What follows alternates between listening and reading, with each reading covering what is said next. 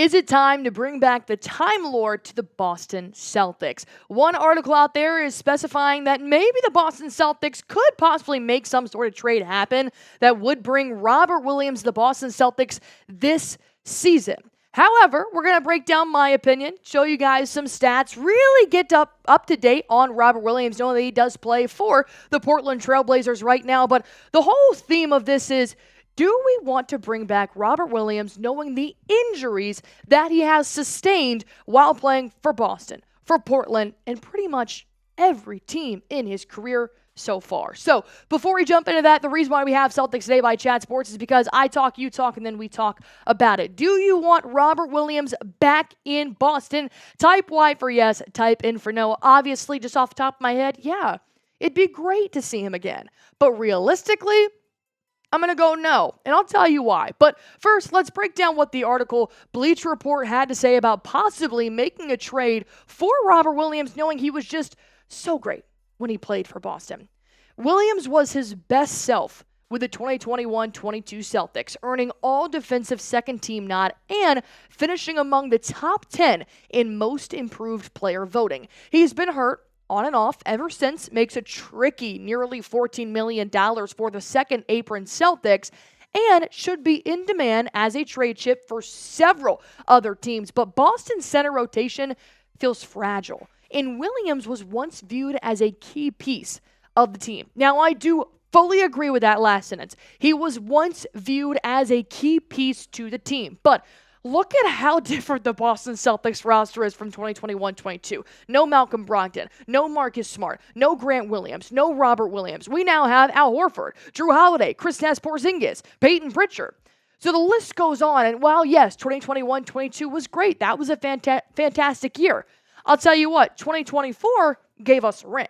So I would think if you ask any Boston Celtics fan out there, which season do you like better, 2021 or 2024, they're going to obviously pick the 2024 one. But Robert Williams also has been an injury bug. He has just eaten it, devoured it, sit on it, whatever. The injury bug seems to love Robert Williams, which is a big factor as to why he could be a hot commodity on a trade market, but there's always that little asterisk right there. Well, we do actually have the latest update on the latest injury that Williams is dealing with. He's been ramping up on the court work lately and responding well to the treatment on his hamstring. He was recently ruled out for 2 weeks with a hamstring injury. He didn't rule out being able to play opening night, which is about 1.5 weeks away, but it will depend on how the rest of training camp goes. We haven't even started the season, and this man still is dealing with an injury. And it's so unfortunate because we've seen Williams at his best, and he's just incredible. And you know he should have a great career in the NBA, but he cannot stay healthy. And it's not that we wouldn't welcome Williams back. A lot of fans would be very happy about it, but I do think that when you look down to the aspects of truly just knowing ball, Robert Williams is a big risk to take for any team. And yes, while he was at his best during 21-22, that was also the last season where he was his best. Okay, I turned 21 years old that year. And believe me, I thought I was at my best that year as well. And I realized everything else after that is just kind of shit. So ultimately, he's just not progressing in getting healthier. And that's a big risk for the Boston Celtics to take. And then let's talk about the money side of it, because I don't think the finances are going to add up at all in order to trade, sign, do whatever they want with Robert Williams. Because this year alone, he's making nearly $12.5 million. Next year, up to $13 million. And then he's going to be an unrestricted free agent. So he's got 2 more years to play with the Portland Trail Blazers. And knowing he didn't even play more than, I think, 8 games last year for Portland, if he can stay healthy, he's got 2 more years with Portland. But then he's going to be a free agent. And something I also noticed is that this is the exact same time that Kristaps Porzingis will be a free agent leaving the Boston Celtics. So if Boston didn't per se want to trade for Robert this season or next season, or really just trade for him at all, they could possibly wait 2 years, see if he's going to be healthier in the next 2 years. Unfortunately, I doubt it.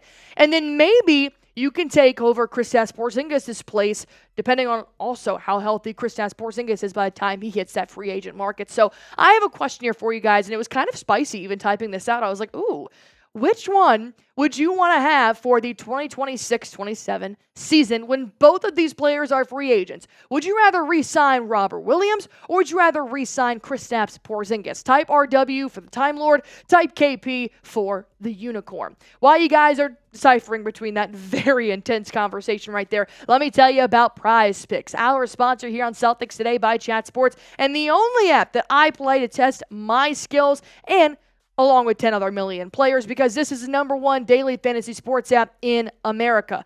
Prize Picks puts its members first, so all withdrawals are fast, safe, and secure. When I have my picks hit, first of all, I'm extremely ecstatic, but I also know that I can get my money as quick as 15 minutes, and something that I've really recently loved doing is just 6 picks.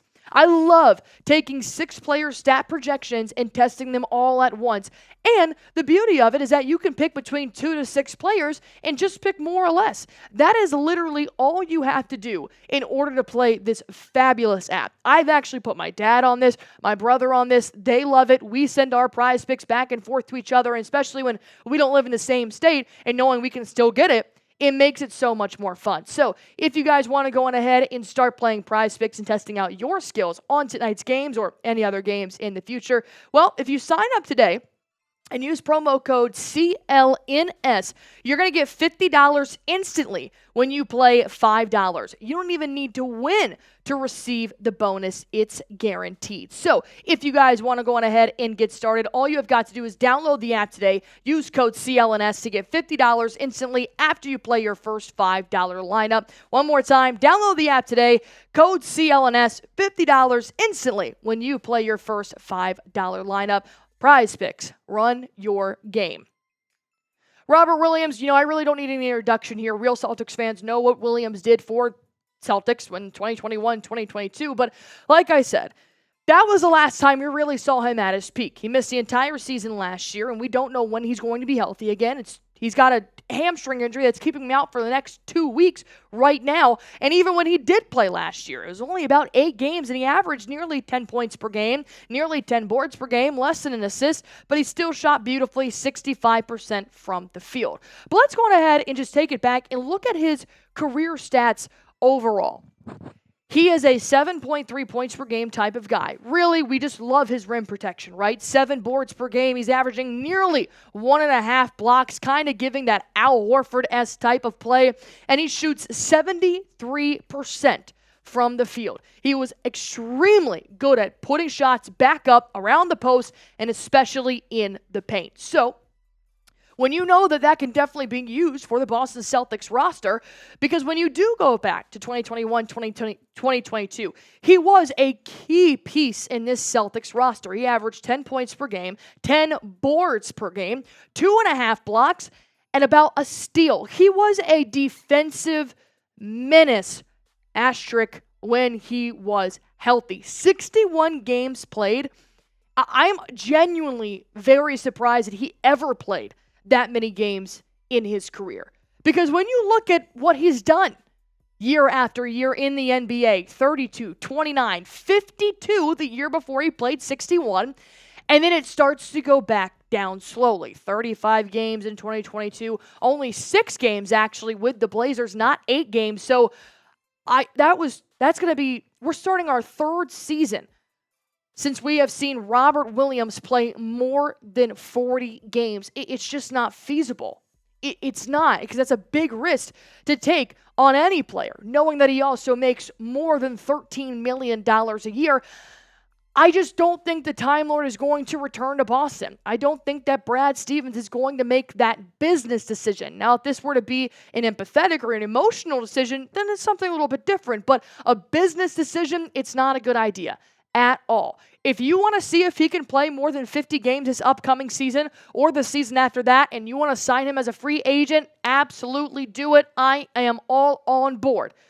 but you just never know when he's going to be healthy. And if I'm not willing to take that risk, and I know for a fact Brad Stevens is not willing to take that risk, especially when you have to figure out your future with Al Horford possibly retiring after this season. You have to get Kristaps Porzingis healthy before you bring anybody else in to join him in rehab. So with that being said, my last question for you guys here on today's show is, should Boston trade for the Time Lord? Obviously breaking down what Bleacher Report had to say in their latest trade targets for the Boston Celtics.